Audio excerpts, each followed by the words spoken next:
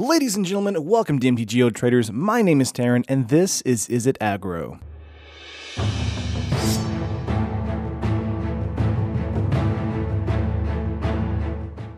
Ever since Amonkhet's release, I've been tinkering with the standard Enigma Drake deck, and I think after the release of our Devastation, I've finally got it. But before I get into the video, make sure to hit the like button and subscribe to MTG Traders. It helps us know that you like our videos and that you care. Alright, let's get into it. We're only running 9 creatures in this deck and no 1-drops. A playset of Stormchaser Mage and Enigma Drake are here for flying power damage. They can live through a shock or magma spray, and the Drake can survive everything but a cut or grasp of darkness. Pretty great if you ask me. The Mage will help us get in quick damage with prowess triggers and flight, and the Enigma Drake will usually be our win condition, attacking in with a ton of damage to the opponent's face. Our 9th creature in the deck is the hyper-aggressive Locust God. Drawing cards never felt so satisfying before, and when 10 cards in the deck draw us cards, we'll be creating plenty of 1/1 hasty flyers to mop up the match. But we're only running one since the Drake is our primary win condition, and the Locust God is a bit expensive. But that is it for creatures. Moving on to spells. We've got a whole set of cards that draw us cards in addition to giving our creatures abilities. 4 Crash Through, 2 Expedite, and 4 Slip Through Space. All 3 of these cards pull double duty in activating prowess, drawing us cards, and speeding up our plays. Crash Through for additional damage to close out the game,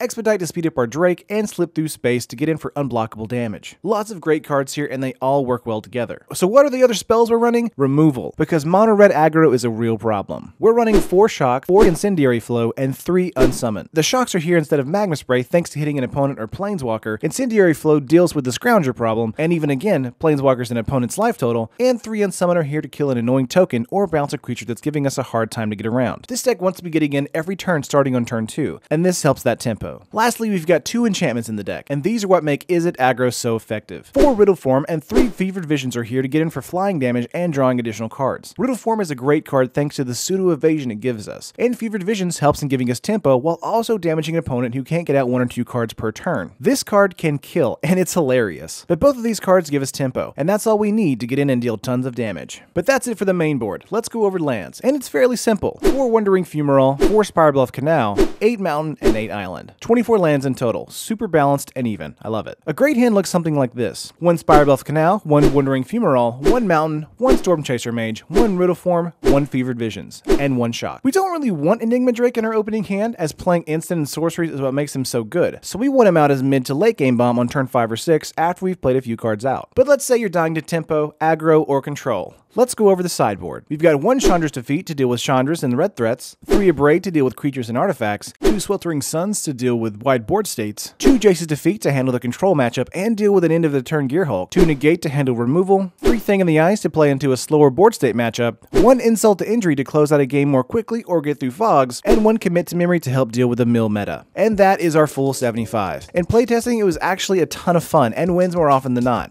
But let me know what you think. I know a Chandra or 2 would be great inclusions here, but I didn't want to throw in a 30 to 35 ticket Planeswalker. Just felt too pricey to me. I like keeping my decks at or below 100 tickets if I can help it. This one is coming out to around 85 tickets right now, mostly due to the land base. And if you want to tweak that, it would save you around 50 tickets. So this deck is sort of budget? Anyway, like the video if you liked it, and subscribe to MTG Traders for more content like this in the future. I'll see you guys in the next video.